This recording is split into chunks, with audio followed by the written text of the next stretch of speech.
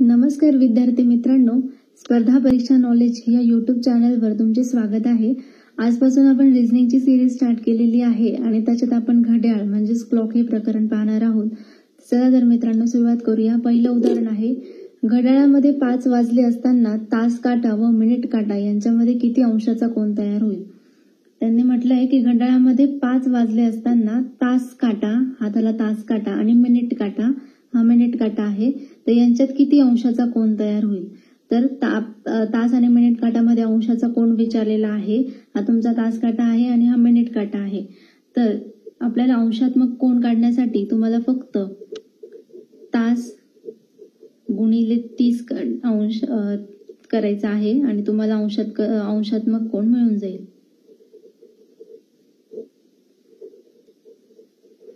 तर तुमचे तास आहेत 5 तास, म्हणून 5 गुणिले 30 बरोबर 150।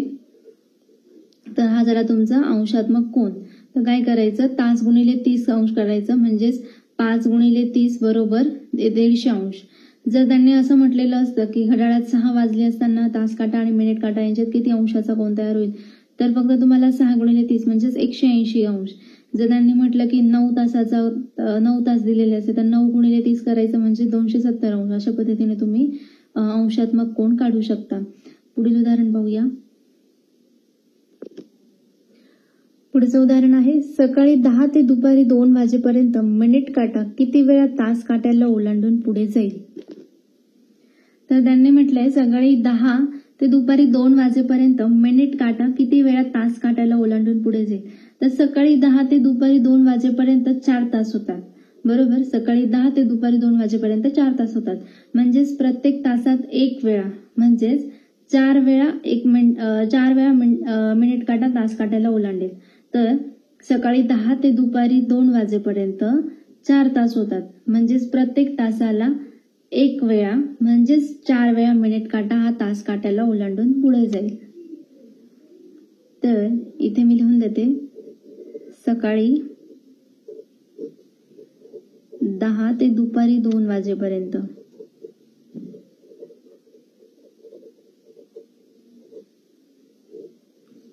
4 तास होतात,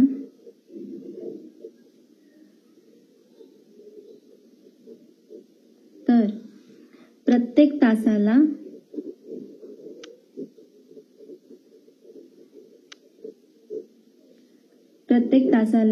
1 वेळा म्हणजे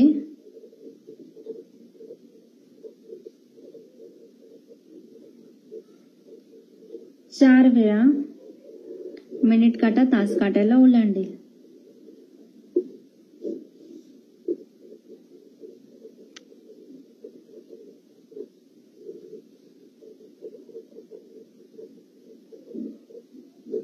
पुढील उदाहरण पाहूया।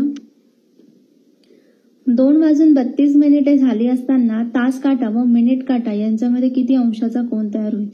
तर सुरुवातीला आपल्याकडे फक्त तास दिलेले होते, पहिल्या उदाहरणामध्ये 5 वाजले असताना, 6 वाजले असताना। तर आता इथे तुम्हाला तास आणि मिनिट दोघी दिलेले आहे। तर अशा वेळेस काय करायचं, एक आपल्याकडे सूत्र आहे 11m/2 - 30 गुणिले h। तर हा जो m आहे तो म्हणजे तुमचे मिनिट आणि h जो आहे तो तुमचे तास आहे। तर 11 मिनिट, m म्हणजे मिनिट आहेत 32 छेदिले 2 वजा 30 गुणिले h म्हणजे तास, तर तास आहे तिथे 2 तास। तर आपण याला भाग देऊन घेऊ, 2 आणि याला भाग दिला तर 16, 11 गुणिले 16 वजा 30 गुणिले 2 60, 11 गुणिले 16 होता 176 वजा 60, तर 116 अंशाचा कोन तयार होईल। पुढील उदाहरण पाहूया। 16 वाजता आरशात पाहिल्यास घड्याळात किती वाजलेले दिसतील। तर 16 वाजता जर तुम्ही आरशात पाहिलं तर तुम्हाला घड्याळात किती वाजलेले दिसतील असा प्रश्न दिलेला आहे। तर दिलेली घड्याळ ही 24 तासाची आहे। जर घड्याळ 24 तासाची असेल तर तुम्हाला काय करायचं, फक्त ते 24 तासाच्या घड्याळामधनं जी दिलेली 16 आहे ते वजा करून घ्यायचेच, म्हणजेच इथे होतील 8। तर ही जे आहे तुम्हाला उत्तर मिळून जाईल। तर काय केलं, दिलेली घड्याळ 24 तासाची घड्याळ आहे, तर 24 मधनं 16 वजा केले। जरी घड्याळ 12 तासाची असते तर 12 मधनं आपण वजा केले असते।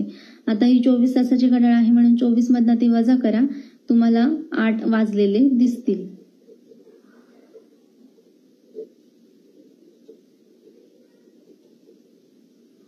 पुढील उदाहरण पाहूया. पुढचं उदाहरण आहे, घरातील एका भिंतीवर आरसा व त्याच्या समोरील भिंतीवर घड्याळ बसवले आहे. जर घड्याळात प्रत्यक्षात 10:10 वाजले असतील तर आरशातील प्रतिमा किती वेळ दाखवेल. थोडंसं वेगळं उदाहरण आहे. एका भिंतीवर आरसा आणि त्याच्या समोरील भिंतीवर घड्याळ असं बसवलेलं आहे आणि जर घड्याळात 10:10 वाजले असतील तर आरशात प्रतिमा किती वेळ दाखवेल असं विचारलंय. तर असं असताना आपण तास आणि मिनिटे या स्वरूपात ते उदाहरण लिहून घेऊ. तास आणि मिनिटे. आपल्याकडे आता ही जी घड्याळ आहे, दिलेली घड्याळ 12 तासाची आहे, म्हणून आपण काय करणार आहोत, इथे 12 तास दिलेला आहे म्हणून आपण इथे 11 तास लिहिणार आहोत आणि जो उरलेला 1 तास आहे तो आपण इथे मिनिटांमध्ये घेणार आहोत. तर 1 तास म्हणजे 60 मिनिटे.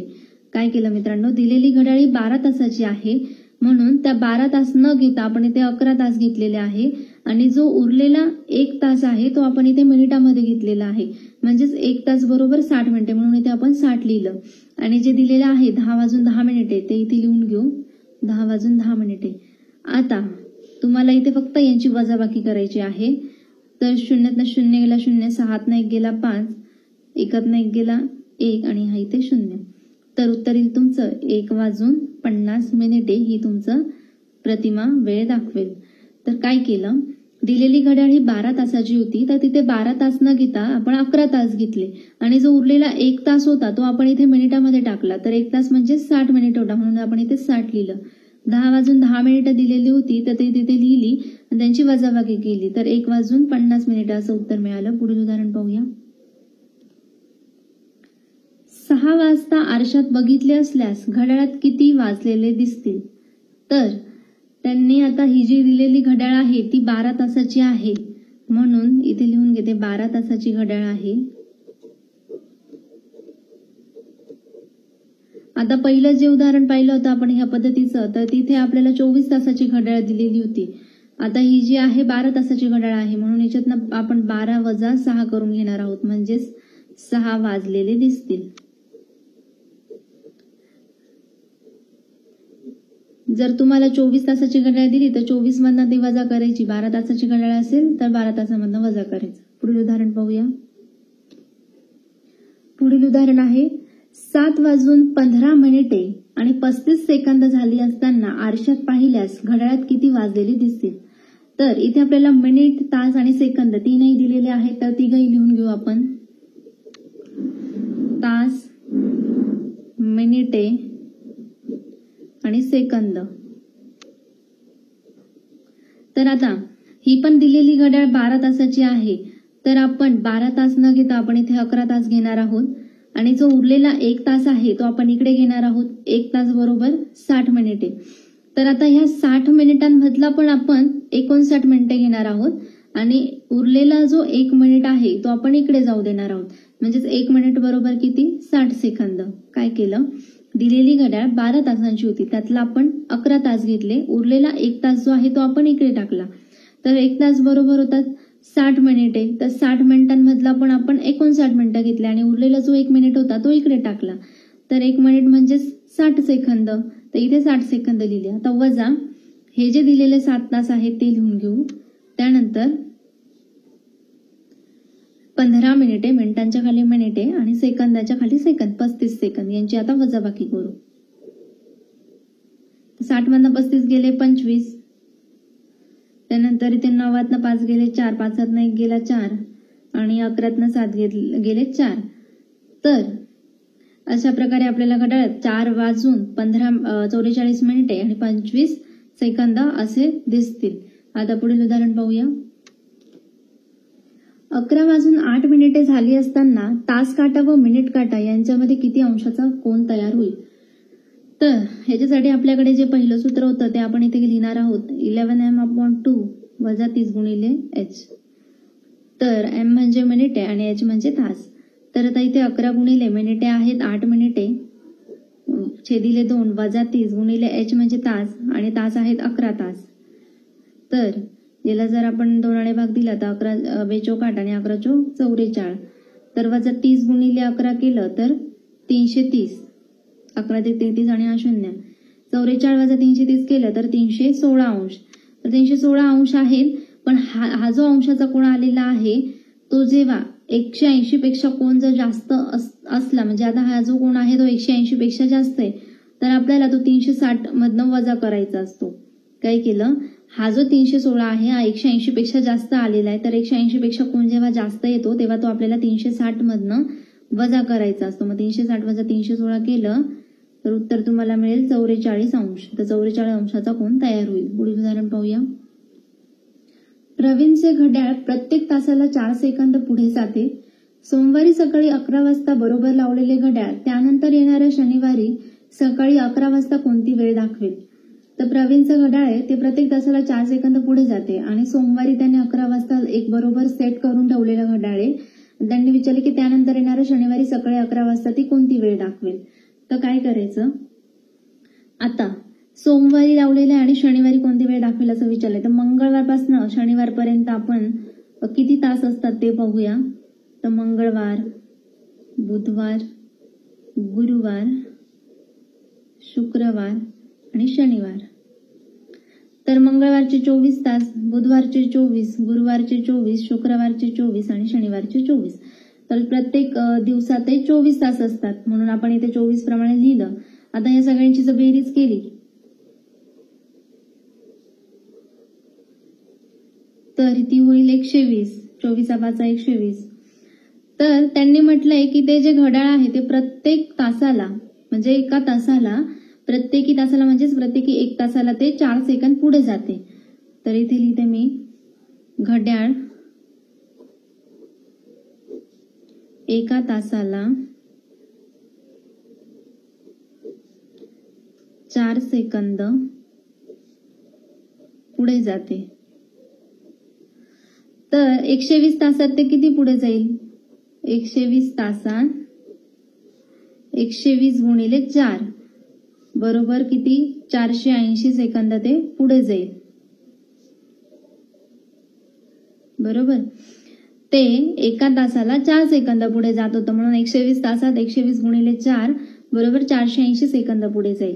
आता 480 सेकंद म्हणजेच त्याचं आपण तासात रूपांतर करून घेऊ, म्हणजे 480 छेदिले 60. तर 0 गेला, 6 48, तर ते 8 मिनिटे पुढे जाईल. आणि त्यांनी आपल्याला वेळ विचारलेली आहे, कोणती वेळ दाखवेल, म्हणून शनिवारी 11 वाजताची वेळ विचारली. शनिवारी 11 वाजता ते घड्याळ 11 वाजून 8, आता 8 मिनिटं पुढे जाईल, म्हणजेच 11 वाजून 8 मिनिटे होतील. बरोबर, 8 मिनिटे पुढे जाईल म्हणजेच 11 वाजून 8 मिनिटं अशी वेळ ती दाखवेल. 11 वाजून 8 अशी वेळ दाखवेल. तर काय केलं, मंगळवारपासून शनिवारपर्यंत 24, म्हणजे प्रत्येक दिवसाचे 24 तास असतात, म्हणून ते 24 तास लिहिले. सगळ्यांची बेरीज केली 120. तर घड्याळ एका सेकंदाला 4 सेकंद पुढे जाते, तर मग 120 तासात किती जाईल, तर 120 गुणिले 4 480 सेकंद पुढे जाईल. आणि 480 सेकंद म्हणजे 480 छेदिले 60 म्हणजे 8 मिनिटं ते पुढे जाईल. त्याचं आपण मिनिटात रूपांतर केले ते. आणि मग शनिवारी जर 11 वाजता ते घड्याळ किती मिनिटं पुढे जाते, 8 मिनिटं, म्हणजे 11 वाजून 8 अशी ती वेळ दाखवेल. पुढील उदाहरण पाहूया. पुढचं उदाहरण आहे, राहुलचे घड्याळ दर तासाला 5 सेकंद मागे पडते. रविवारी दुपारी 3 वाजता ते बरोबर लावलेले होते, तर बुधवारी दुपारी 3 वाजता ती कोणती वेळ दाखवेल. तर रविवारी दुपारी 3 वाजता त्याने सेट केलेला आणि बुधवारी 3 वाजता कोणती वेळ दाखवेल असं विचारलंय. तर आपण इथे लिहून घेऊ, सोमवार, मंगळवार आणि बुधवार. तर सोमवारचे 24 तास, मंगळवारचे 24 आणि बुधवारचे 24. तर प्रत्येक दिवसाचा 24 तास. आता 24 × 72, तर 72 तास होते एकूण. आणि आता आपल्याला 72 तासातनं त्यांनी सांगितलं की प्रत्येक दर तासाला 5 सेकंद मागे पडते, म्हणजे 72 गुणिले 5 जर केलं तर ते होईल 360. तर 360 सेकंद मागे पडते. आणि 360 सेकंद याचं आपण मिनिटामध्ये करून घेऊ. 360 दिले 60, 6 7 36 म्हणजे 6 मिनिटं ते मागे पडते. तर आता घड्याळात कोणती वेळ दाखवेल, वेळ विचारलेली आहे. म्हणजे 6 मिनिटं मागे पडते, तर मग 3 वाजायला 6 मिनिटं कमी म्हणजेच 2 वाजून 54 मिनिटं ही वेळ ते घड्याळ दाखवेल.